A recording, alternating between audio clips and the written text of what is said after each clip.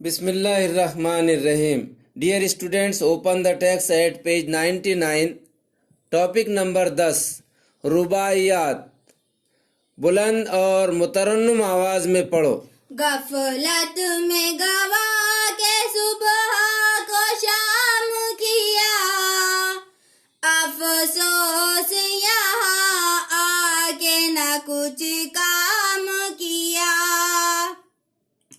किस तरह खुदा को मुंह दिखाऊंगा, शाद उकबा का न कुछ है सर अंजाम किया।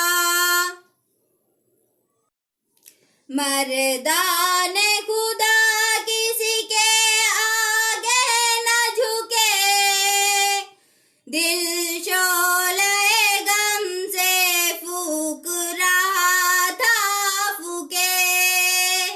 ज्यादा अपना इरादा अपना, धारा के पत्थरों पहाड़ों से रुके।